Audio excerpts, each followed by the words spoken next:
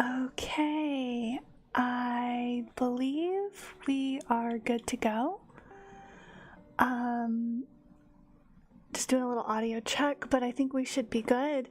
Hi, Dr. Gunnar. How are you doing? Hello, I'm doing fantastic. How are you? I am well. Thank you so much for taking the time out of your day to speak with us on topics related to wellness and well being. Means a lot to me. Um, how have you been? How was your weekend? And Yeah, that's a great question. Well, I'm a new father and also basically running a new business as well. So there's a lot going on. I'm feeling great though. I feel like a lot of things we'll talk about. I like to practice what I preach, if you will. So I've been staying in balance, and also giving myself the ability to rest and recuperate when needed, and feeling like I'm really thriving as a dad and as a husband, and just honestly just feeling all around great. Obviously, there's a lot going on and there's a lot of different strings pulling at me right now, but I'm feeling amazing. So thank you for asking. I'm so glad to hear that, and that is so beautiful. For those of you who don't know, Dr. Gunnar is a father of a beautiful, handsome 7-month-old son, Yes.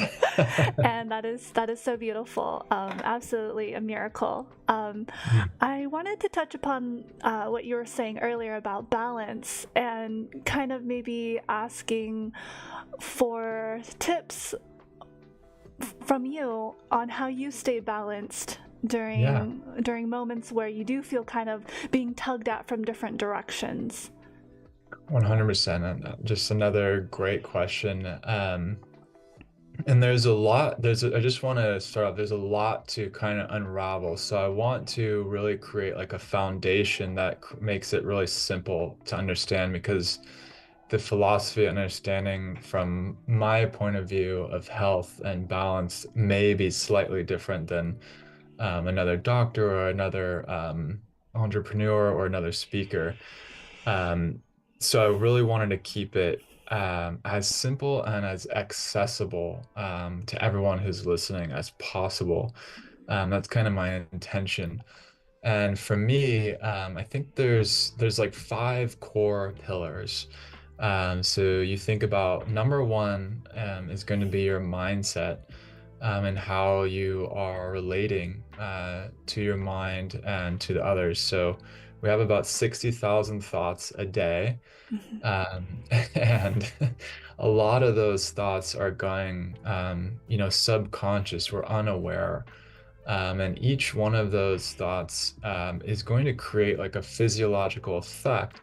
And it's also going to create like a behavioral pattern or attitude towards your relationship, or, whether it be at work or your friend or your partner, etc. So for me, number one, that first pillar is learning how to take care of your mind. And that unravels to a very deep kind of core philosophical truth. And what I'm talking about is through meditation and through really just becoming aware, we can see that our first step is just turning our awareness back within. So my first tip is, rather than looking outside for the solution or problems, one of them can be, blaming other people, or blaming your circumstances, or where you're at in your life. Maybe it's a deeper issue. Um, that's on one hand, and the other one is looking outside through like alcohol or drugs or sex, or anything can become addictive when we're not centered in that place. So the first step in really, really owning balance is bringing your awareness and your attention back to you and looking within. And what I mean by looking within is just using gentle, simple meditation techniques. I started with just a couple minutes a day. I'm not asking people to do, 2 hours or sit in the Himalayas, and which is great too. But just a couple minutes a day, and ideally right at the very start of the day. Mhm. Just become aware of your body, become aware of your thoughts, and we use three principles. It's like notice, acknowledge, and allow. So notice what you're feeling in your body. Acknowledge, maybe there's some pain, maybe there's some other sensation, and then allow. And what you'll find with that practice, very simple, is that eventually you'll start to build some space. So maybe you have, something hard going on, or maybe you're feeling depressed. I don't know what the general feeling is. But what you'll see is that as you build your awareness, as you build in your practice, you'll have some more space. And as you have some more space, you're not completely in that emotion or that reaction, that reactive state. And as you start to unwind that, you realize that you'll have awareness and consciousness that is beyond the body and the mind, which is quite, I believe, profound. We could probably do the whole talk just on this concept, but I think it's a good starting place. And you even as you're listening, you could probably start to feel that and understand that, wow, if I'm able to become aware of my body, and I'm able to become aware of my mind, that means that I have something that is beyond that, some type of consciousness, some type of awareness that is beyond those things. Mhm. Now, eventually, you'll start to unwind even further and go deeper into that place, which I would call the authentic self, or yoga, traditional yoga would call it, the true self, or the, self-realized being. So now we kind of get into more of a deeper concept, but let me stay more onto the pillars. So number one is mindset. Number two is definitely your nutrition. Mm. Um, so what you are putting into your body is going to affect everything about yourself, your mindset, exercise, sleep, energy levels, focus, concentration. Um, and I always recommend a similar approach to it, very gentle. So if you know you're eating, not well, you can start with just some small steps. Find one thing for the week. For example, if you've been eating out a lot, or you've been eating a lot of junk food, whatever, I've been there. I'm very busy. Just pick one thing for the week. Like, I really will just want to eat at home once. And we start to build a habit, because as soon as we start to feel how it feels, the contrast between eating well and taking care of ourselves, we're not going to want to go back to eating the way or behaving the way that we did.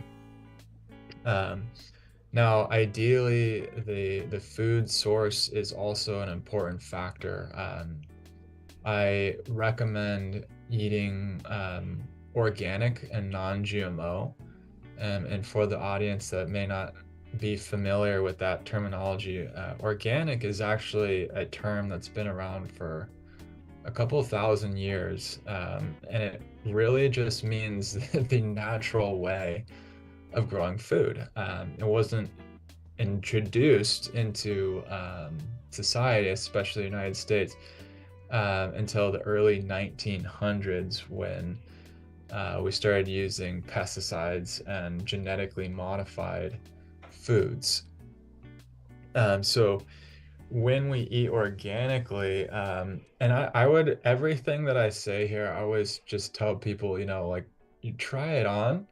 If it doesn't fit, if it doesn't resonate with you, what I'm saying here isn't gonna be for everybody. There's going to be some things along those lines that are not going to be the thing that really works for you. However, what I've noticed is that every time I have a talk like this, or a workshop, or a class, I know that there's at least one or two, at least one person who really resonates with the message. And, what, I don't know, it was just the right time, the right day. And it totally transforms their awareness and their life. Um, and in some circumstances, even saves their life. Not to like boost my ego because I'm just in service and helping. Mhm. But it could just be that one thing that I say that really helps someone get out of a deep hole, Mhm. which I've been in myself plenty of times, in my like early 20s and mid 20s. Really felt like I was really depressed, and really lacking that connection to myself. Mhm. Wasn't eating well, and et cetera, et cetera. Mhm. Um, so these are things that I know well.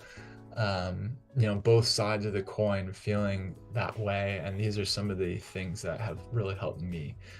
So my hope is that, and in my knowing is that there's one person that will really be influenced, and that's kind of why I show up.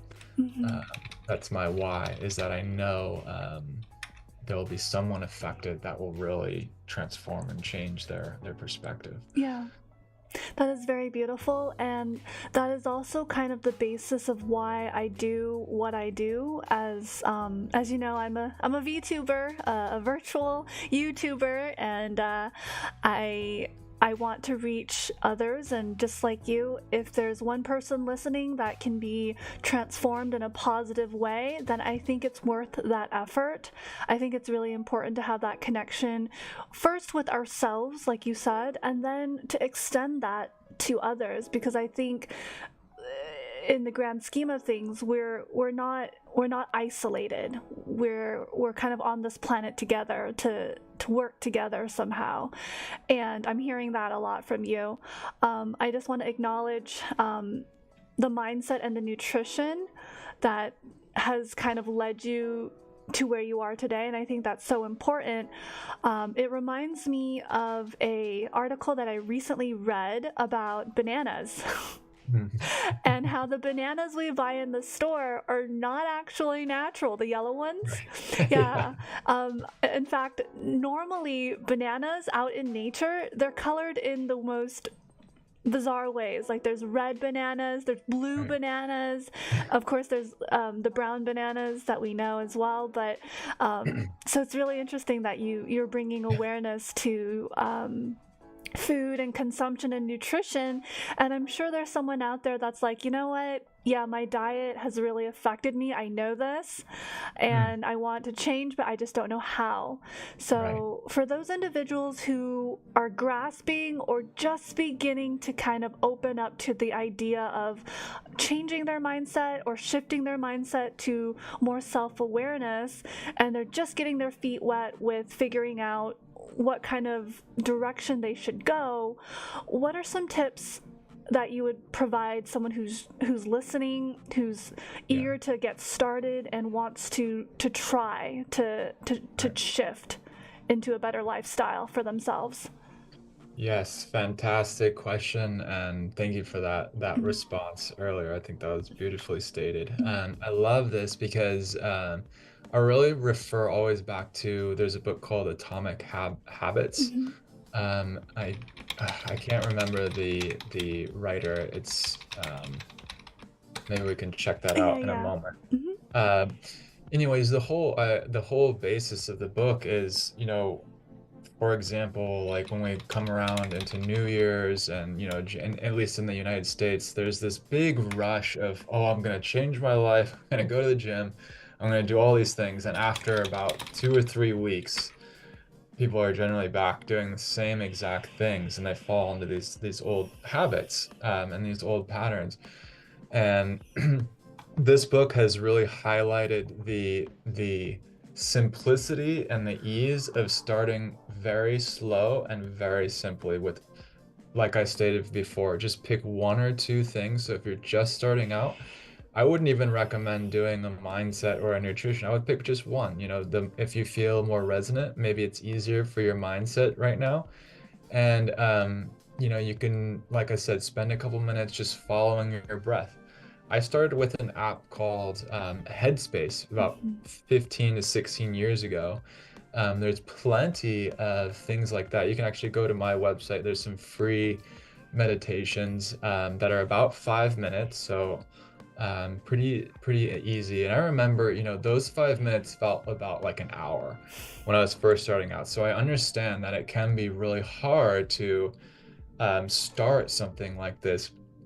But the most important factor is, even though we start small, um, pick something that will stay consistent, because it takes, and this is why I mentioned that, it takes about 3 weeks for our neurologies to start to rewire and repattern. And so what that means is that if I were to, let's say, start a habit and I, did it for 10 days, it wouldn't become ingrained into my daily life until about 21 days. So we have to stay consistent. We can miss a day, but we can't miss 2 days in a row. And that's a great starting point to build confidence, because once you kind of finish with that, you'll notice that you start to build momentum. Mm. And from those 2 minutes, you'll see that, oh, I can go to 5 minutes or to 10 minutes, or maybe you feel confident enough to try, the nutrition pillar. You want to Mhm. add something else. And I know, like, probably everyone here, including myself, is like, well, no, I want to do, everything at once. I get it. Yeah. I am very similar. And I understand that. And I will say that I found a lot of success by just starting very simply and small, and just trusting that if I can build that habit. Because what happens is, what he talks about is, we have this thing called habit stacking. We have one new habit, then we can combine that with another, and Mhm. it starts to really rewire our neurology, which will affect and influence your relationships, affect your mindset, affect your mood, and it will likely affect, even how you eat. Because the reason why we eat like we do is because we're unaware of how it feels, how it makes our body feel, Mhm. and function. And so when you become aware, I was eat like fast food, and that was fine for me in college, Mhm. until I started really diving in, and I was like, oh my God, I cannot possibly function, after becoming more aware by eating some of the things that I was. So I think those are good tips for someone who's just starting out in that spectrum. Okay. I'm hearing a lot of points being made, and they're very good. Let me just see if I can summarize. So, kind of building momentum in just one habit, right? So whether it's just showing up for yourself through meditation for 5 minutes or just a few minutes, and then just every day extending that time.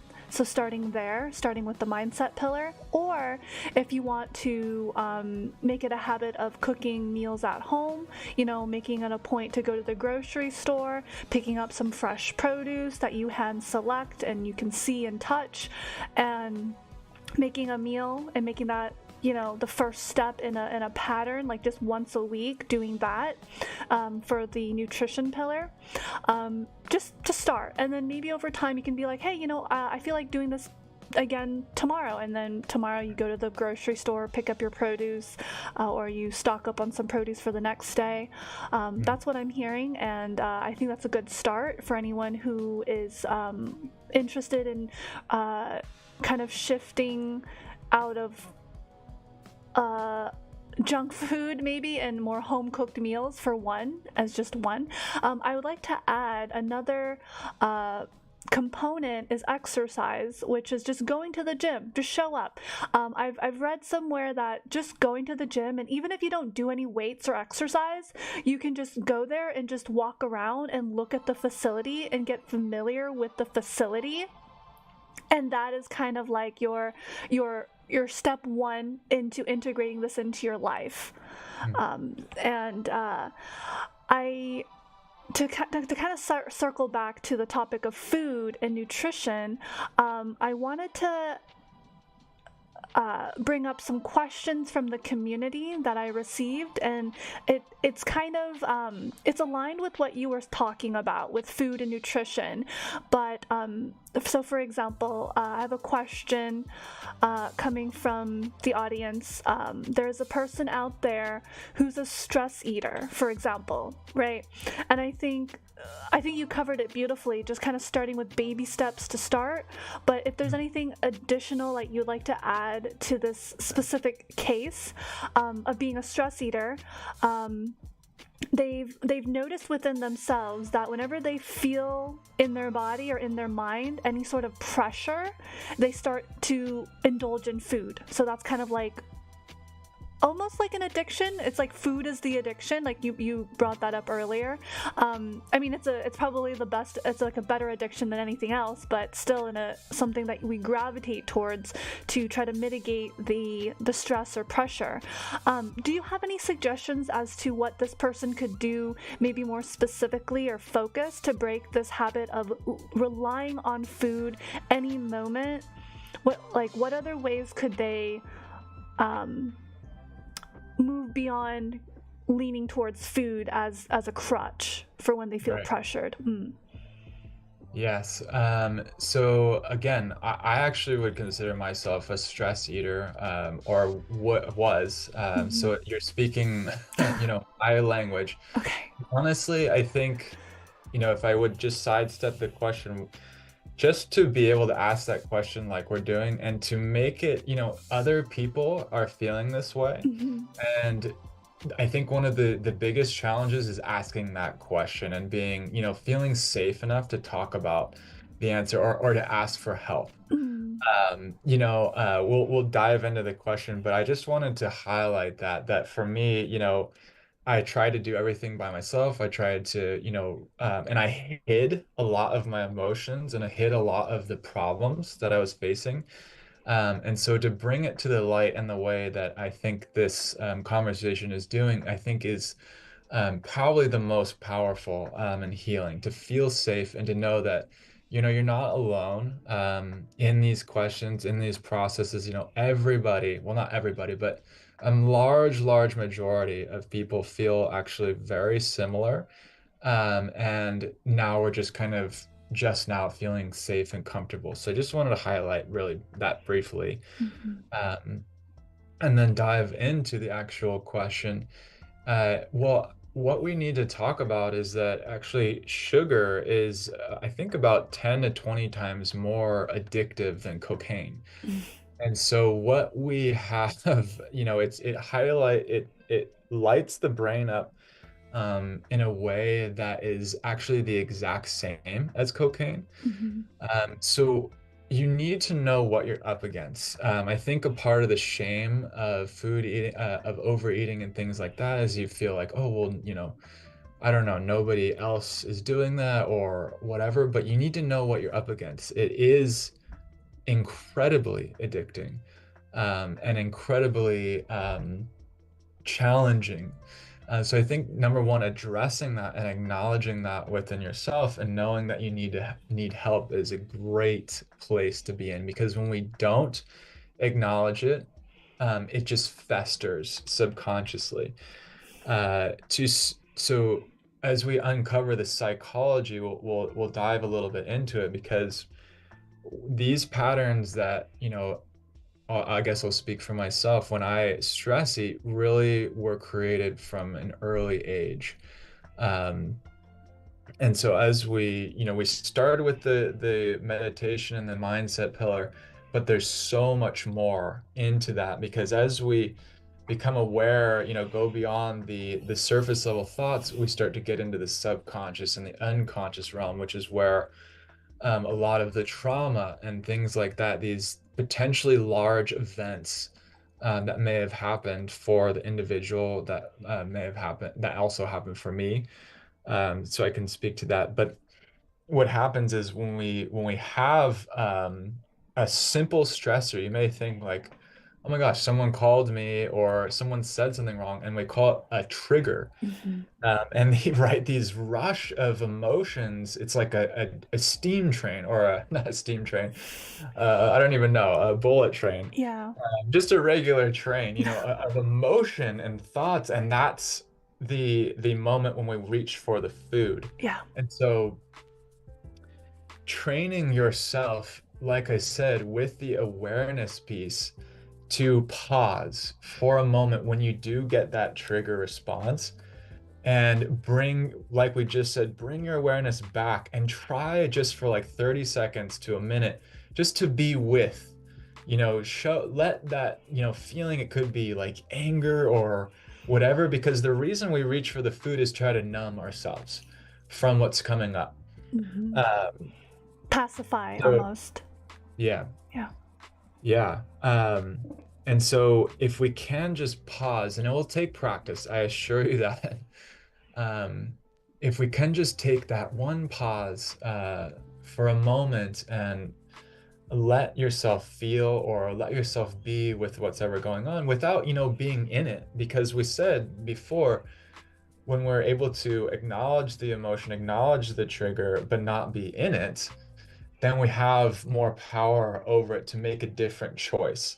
And that's how we rewire the neurology. When we start to have these experiences, take a step back and then make a different choice, we rewire the neurology, and we also rewire your life as well, which is all the new science that is coming out. Is quite beautiful and profound. Hmm. Yeah. Yeah, I see. Yeah. I'm hearing that. I think integrating that awareness, that heightened awareness, that acknowledgement, that noticing it as it's coming up in the moment, in real time, in our body, like, oh man, I'm feeling, and this can go beyond food. This can go with Right. substances, any caliber, really, right? Oh man, I'm feeling stressed, or I'm feeling something, I'm feeling that distress, and I instantly want to reach for that, you name it, that food, that substance, that it's because you're triggered. And I think creating space mentally, taking like a pause, like you said, and or just taking a breath and kind of acknowledging that this is not easy, Mhm. but you are going to actively and consciously make a decision to do something different than what your impulses are trying to tell you to do, is what I'm hearing. Yeah. 100%. And Yeah. from there, like you said, it rewires the neurology. It's that little step that changes your life, puts you back on the track of wellness and your goals and what you truly want. That is what I'm hearing. Yeah. Yeah. Yeah. Okay. That is beautifully articulated and Mm. summarized. You have, so the reason why I mentioned the subconscious is because you're facing something that is really coming from the past. You're dealing with, if you think about a river, and there's the grooves in the river, and for example, the Grand Canyon in Arizona, there's almost I don't know, a quarter mile groove because the Mm-hmm. river has flowed in that direction for so Mm-hmm. long. So you can imagine that as your nervous system, and if you continue that pattern, it etches a groove into your neurology. And if you've been doing that pattern for 5 years, 10 years, 20 years, 30 years, or longer, you can see that the pattern and the groove is really deep. And so when you initially are starting out and you're not seeing results, it's because you're starting to change the direction of the river, but it's gonna flow back into the large stream because that's what we've been doing for a while. So when you start to etch, different patterning, um, be mindful. I would suggest to us to be very mindful.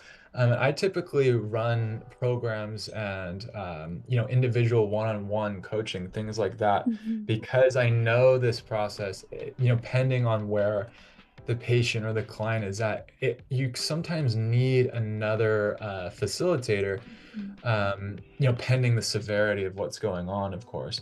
But you need to understand that neurology is wired a certain way. So what you're up against is very, very large in a way. And so I mentioned it before, we're learning to not, we can't necessarily do it by ourselves. And we can talk about this. This might be a bridge to more like esoteric spirituality type. Mm-hmm. Um, but I feel like we can kind of stay on the spectrum of this state here, and maybe we'll introduce that concept as we proceed. But I Sure. think this is a good place. Yeah. Yeah, very good, actually. There was another question, again, similar to eating, but for as we grow older, kind of the aging process. And I think you touched on that in your personal story, how you said when you were younger, you were eating fast food, and our bodies can bounce back and can kind of process that. But as you got older, you realized how it felt in your body. You were feeling, and I think it's worth noting that we're in a society that is becoming or is kind of forced to become desensitized. And in order and it's very just using the word desensitized gives me tingles. Like it just gives me shivers because I enjoy feeling things and understanding my own feelings and processes and experiences, and I want to honor that. But for others it can be overwhelming, and I understand that. And so to kind of shut that down, or maybe in some sense create a filter for it, is probably necessary, because we're just bombarded with so much information. It's very overwhelming for our system these days. So with that regard, that was a side tangent, but I'll bring it back to the topic of nutrition.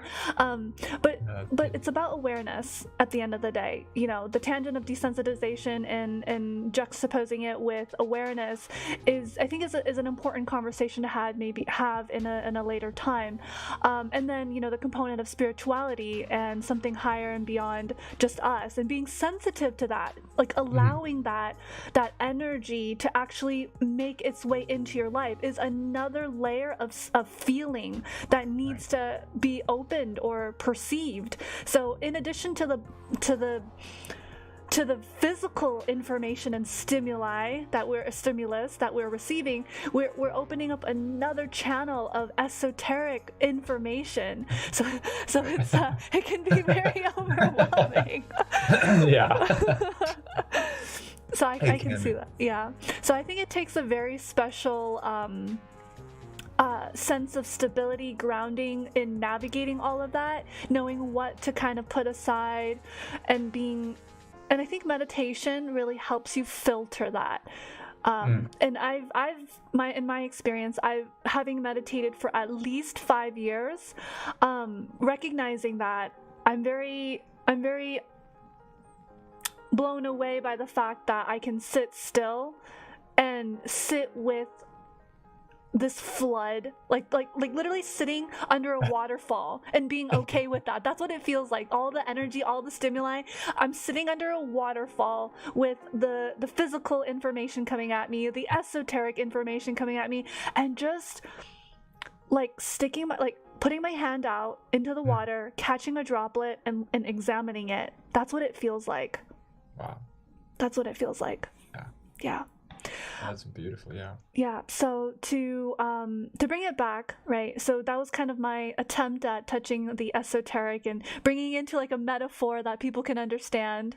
I completely understand how scary it is to navigate information from different realms, different dimensions, different layers, and not knowing what is the truth, and navigating that uncertainty.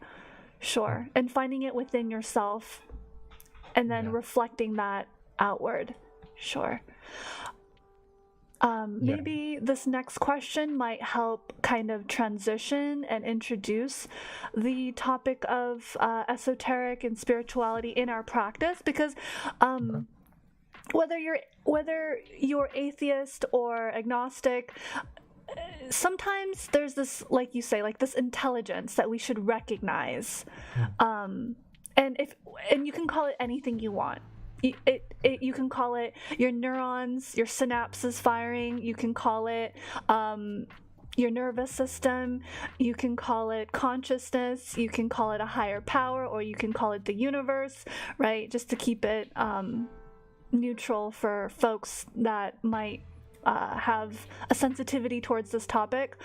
But the question that I wanted to kind of lead with is, what inspires you to integrate spirituality into your practice and philosophy? What have you found or discovered within yourself that has made this so integral to your being? Yeah, that is, yeah. That's another great question. I was kind of reading through that earlier. Mm-hmm. Ooh, yeah, let me take a step back. And I love what you said. I said it actually before is, take what is said from me, I'll say, with a grain of salt. It's like I tell people, you try it on like a new piece of clothing and see what resonates. Um, and so in that way, that's what I've found, is that some people are going to get even triggered by this conversation, Mm-hmm. even already, right? Mm-hmm. So it Mm-hmm. can be a really difficult place to begin. However, I think the way that we're going to introduce it in a safe way and kind of an inclusive way is great, because I'll be the first one to tell you that I was the most skeptical, person out there. If you had told me I was going to be doing meditation and talking about yoga and things like that, I would have told you were absolutely crazy, Mm-hmm. 20 years ago. So I get it. I have been there. I understand, and it took a lot for me. And so my intention now is that I can save you some time, and I don't want you to have to go through similar experiences. But for me, I was kind of what I call shaken awake. My Mm-hmm. my dad had actually taken his own life when I was Mm-hmm. 19. Mm-hmm. Um, and that's when my mom actually took me into a Deepak Chopra retreat. I don't know if the audience is familiar with him, but maybe you can touch on that for a moment. Mm-hmm. But Deepak Chopra is like kind of like, the guru in the West right now. Mm-hmm.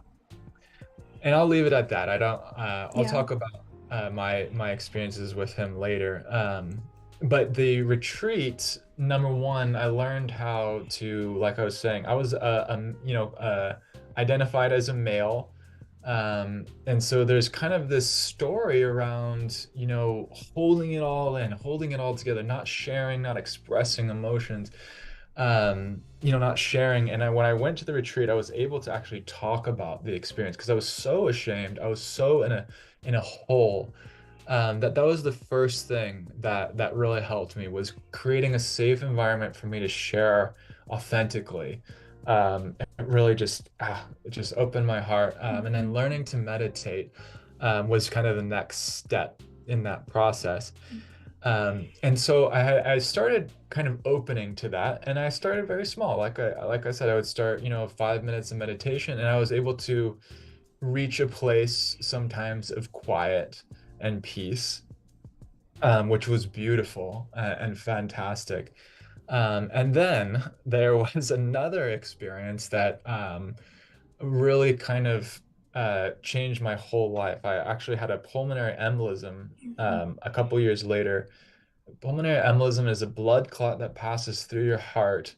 And I went to the emergency room, and I had an out of body kind of ethereal experience Mm-hmm. in which I felt this unity and this love, and this, different state of consciousness, which has also been documented by several thousand people in what we call near-death experiences. Mm-hmm. And the fascinating thing is that they all talk about something that is almost exactly the same, which is crazy.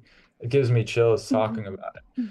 And so there's all these documented experiences, and for me, it only lasted a couple of minutes. Um, but I felt that I felt this higher unity or whatever you would like to call it. Mm-hmm.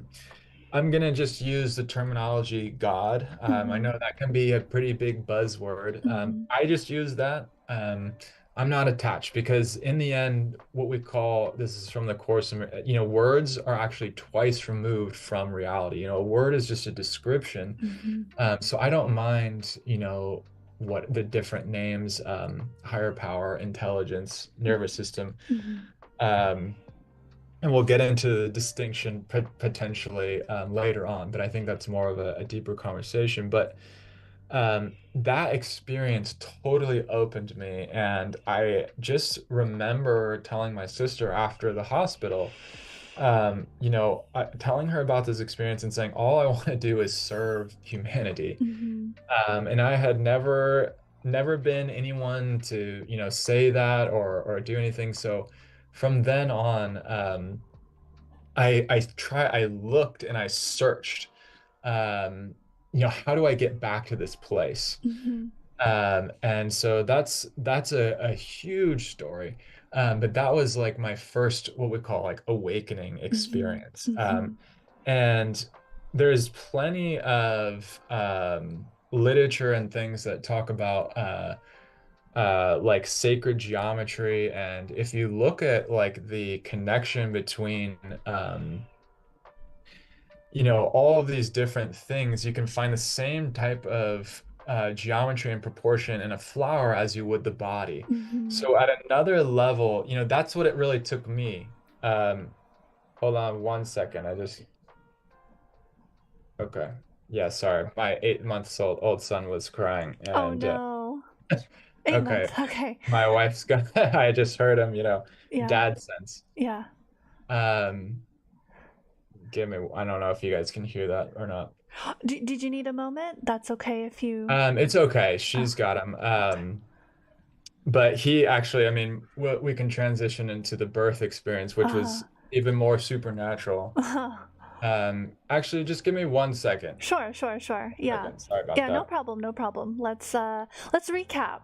Let's recap this. Let's go ahead and check in, everybody, in chat. Thank you so much for being here. Like I said, this is not an easy endeavor, but we are attempting ever so eagerly and ever so committed to translate our experiences into something that can be, because I know we've talked about this as a community. We've talked about how it's only a few.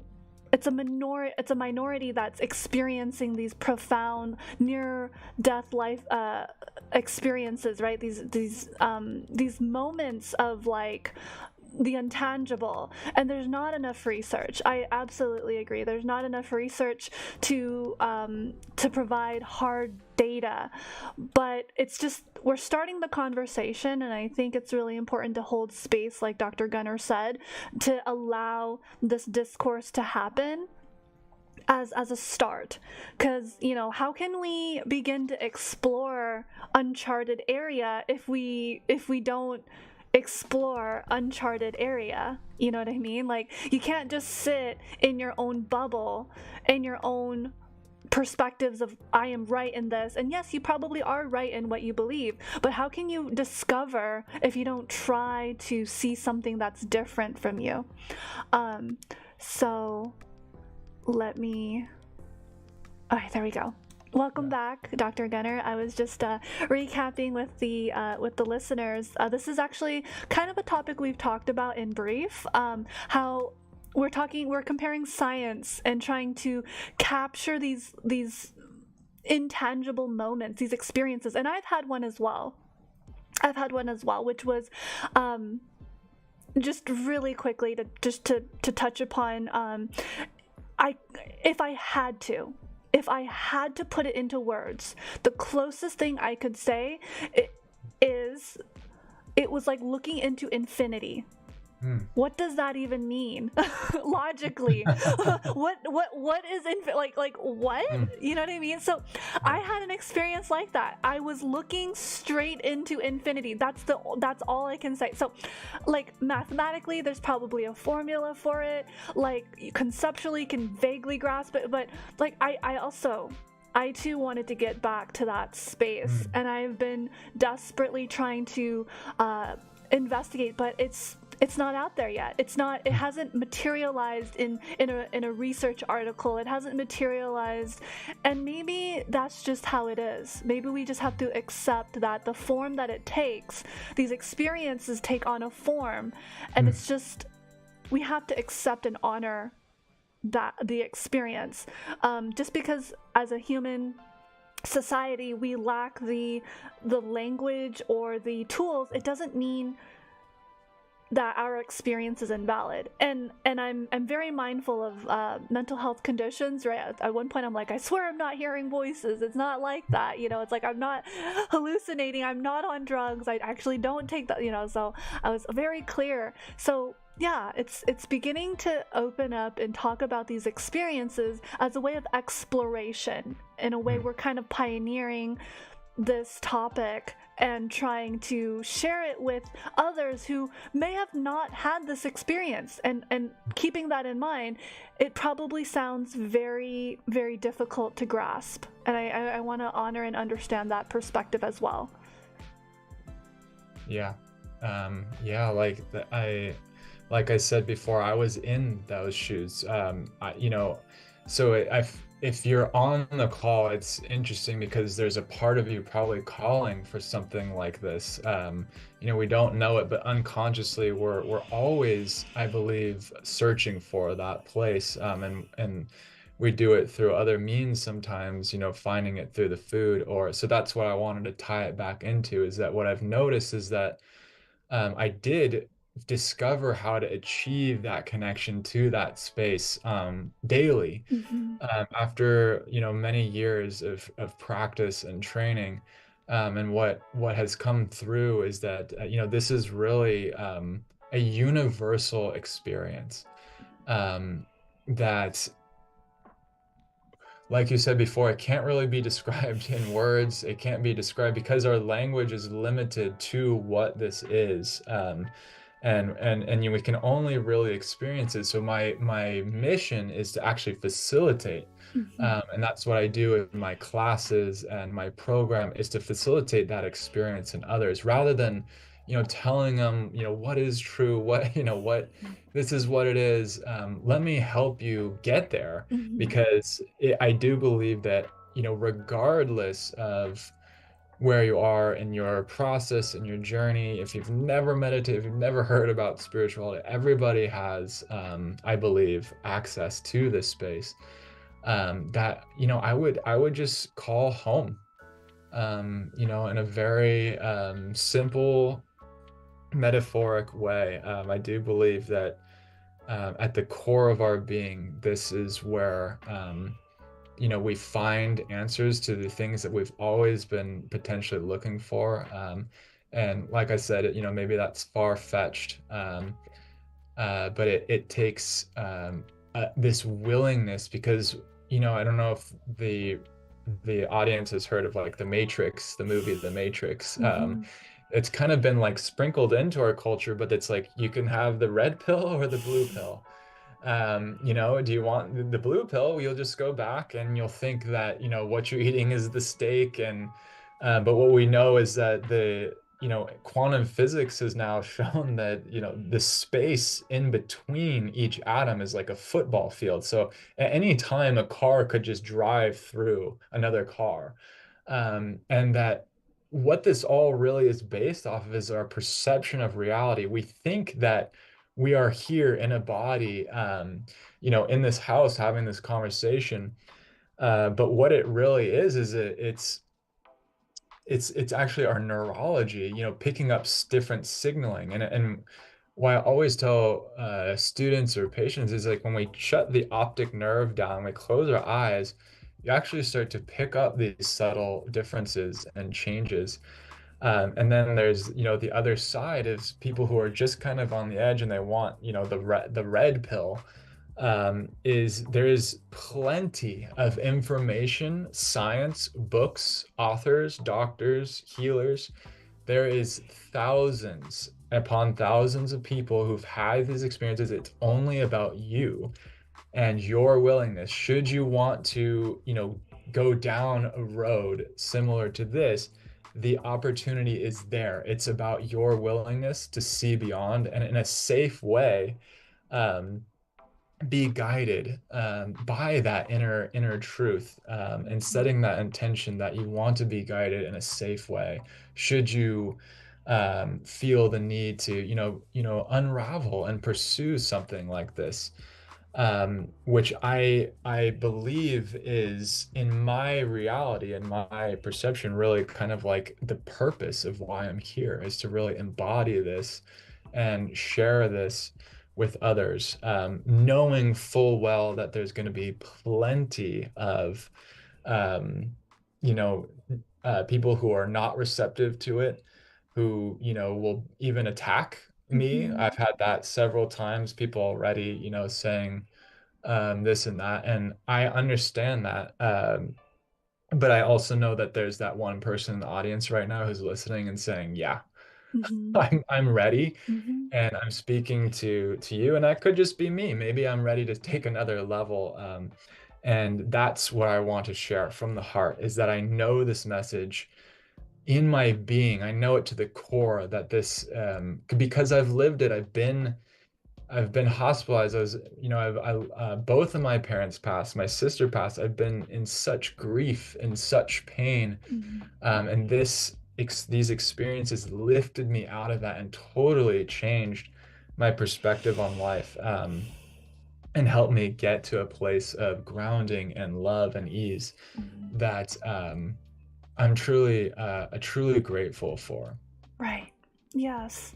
And just want to take a moment to honor that, what you've said, and the journey you've been on to get to where you're at, and what you continue to share with others, coming from a place of love, honestly.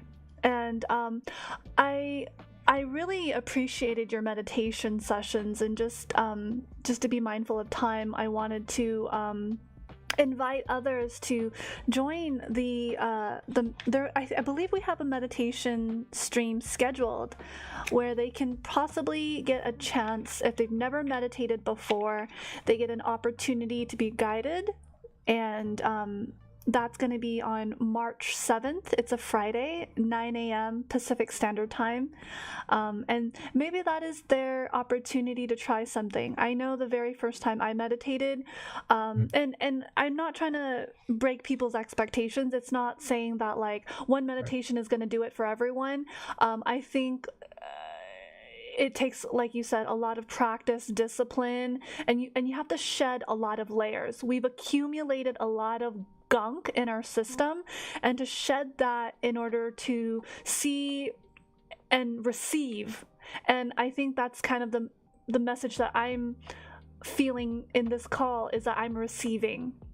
I'm receiving your message. I'm receiving kind of information, consideration, and that's all it is. I don't want to wrestle with it. I'm not here to condemn. That's not my goal. That's not my purpose. And I feel like holding that space for this discourse is so important for anybody.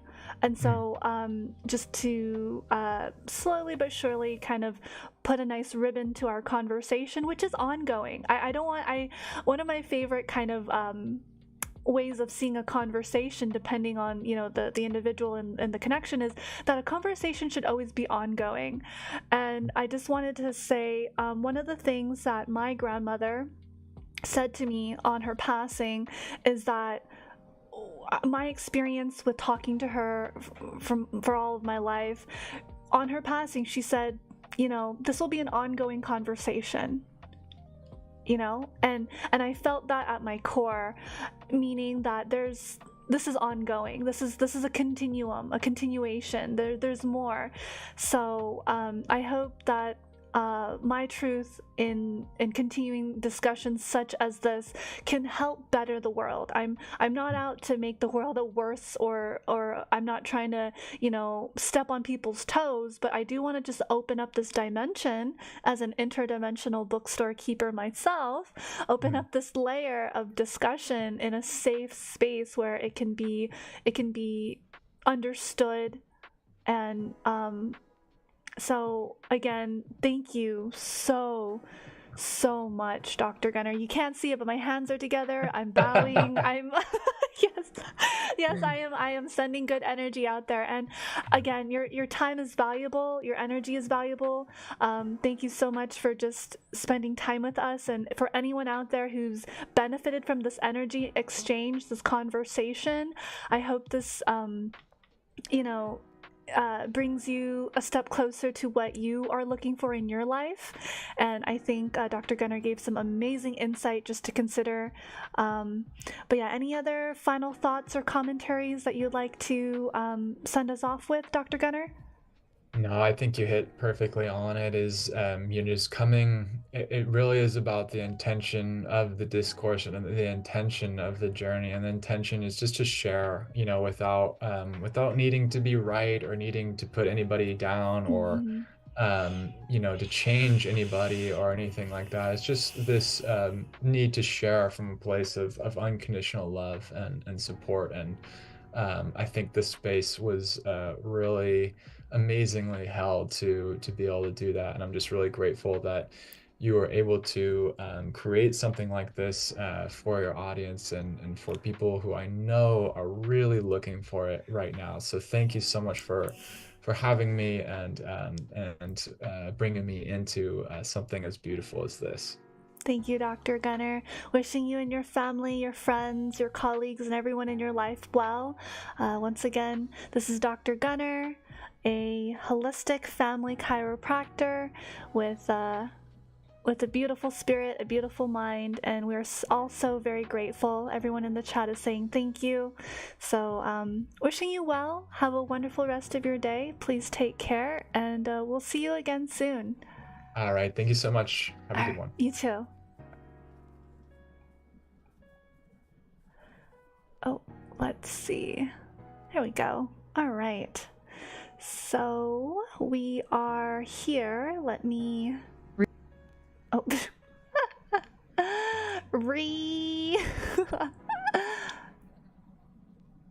right. So yeah, just to bring it back to us, that was Dr. Gunnar. Yeah, thank you everyone for continuing to hold space for this conversation. It's not easy, like I said. It's not something that, I mean, I've already received a bunch of my own, you know, commentaries on this, but this is the work. This is what I live for. This connection, this beauty, this attempt, this honest, earnest effort to describe something profound, but not only that, to allow others to experience it through meditation, through taking off the layers of what we've been conditioned to believe and see, and to close our eyes and to see for ourselves through our own vessel, through our own, if you want to call it spirit, through our own consciousness, through our own nervous system, through our own synapses firing, whatever you want to call it, right? I'll try to keep it secular for those of you guys, but through our system, not through the system outside of ourselves, but through us, through our individual experience, and then finding something bright there, because it is there. Many, not just myself, have experienced it. Dr. Gunnar has definitely experienced it. I just want to vouch once again my experience when I meditated with Dr. Gunnar for the first time, I had a very beautiful experience. But then again, my experience is that I have meditated for 5 years very consistently.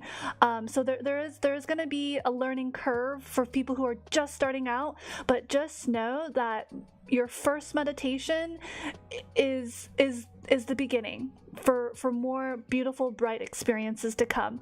And it's not insidious. We're not trying to,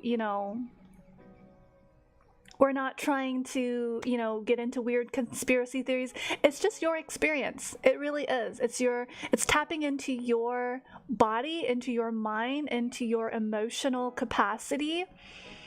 Yes, and finding your path and being guided or informed by others who have been there or have been beyond, right? So I think that's really important because I think I guess my foundation for all of this, there really is no agenda. Like I said, if I were to be completely honest, I don't have to do this.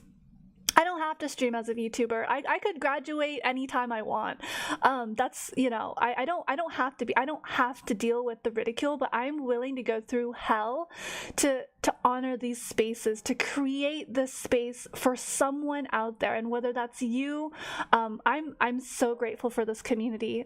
Each and every one of you have positively uplifted me, encouraged me, shown me great kindness and support in your own beautiful way. And I see each and every one of you for who you are. So just know that in my heart. I can name all of you off the top of my head, but I hold you in my heart. I hold you deeply, deeply in my heart as an individual, as a human being out there in the world doing your best to find balance, to find happiness, to find peace, to find love, to find self-confidence and esteem. I feel that. Yeah, so thank you for having me. I am beyond grateful that we could share this time together on this planet. It's because life is very short.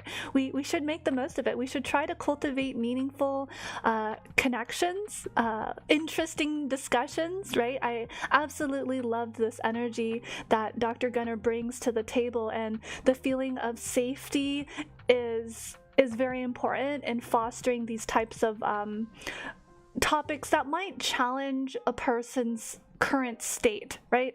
So if you're not satisfied with something in life or in society, bring it back to yourself, bring it back to you, bring it back to your nervous system, observe your feelings. It's really about you. How you feel is a reflection of you. Your frustration is valid, your anger at the world is valid, but at the core, at the foundation, it's about healing, right? So don't make yourself sick over the world, because you're part of the world too. So find healing, and maybe the world will find healing too. Yeah, that's one thought. But I hope this was meaningful for you guys. I hope it was insightful. I hope you guys enjoyed the discourse, and I hope this was helpful. There was definitely a lot of points. I'll probably go back and timestamp them in the VOD for everyone to go back to and review. Again, in my opinion and in my experience, this was a very bright interaction, and it was very positive, and I hope that you can feel the same way too. So yeah. We'll have another session. It will be a meditation session, like I mentioned, on Friday, March 7th. It'll be 9 a.m. Pacific Standard Time. And it will be guided by Dr. Gunnar. So we'll be here again. It'll be just like this, and we will meditate. We will be guided by the experience, the wisdom, the light, the love of Dr. Gunnar. So stay tuned. Once again, we will be here. Fear not, I am here. I will be here until I'm blasted off this planet. But take care, everyone. Much love. Sending you guys all my light. And please be well. Take care. Journal. Talk about your feelings when you need to, when it's appropriate. Look for resources that are good for you. Do what works for you, even if that means resting and being unproductive. That's perfectly fine. Can't stress enough how much I care about each and every one of you, my own stability and balance, and the overall conditions of our world. So I'm finding balance in all of this. Yes. All right. Thank you, Toaster. Thank you, Atlee, Scylla. I see you, Zenithor. Thank you, King, for all those lurking and listening. There's Lay as well. Thank you so much for being here. I hope you guys have a beautiful rest of your day. Tune back in later tonight at 8 p.m. Pacific Standard Time. We're going to be talking with Bike Beast about food, nutrition, and exercise. So get your questions ready if you have any, but we do have a lot of other questions for him to go through. But if you do have any questions, I'll do my very best to address them in tonight's stream as well. So take care, everyone. Love you. Be well. And yeah.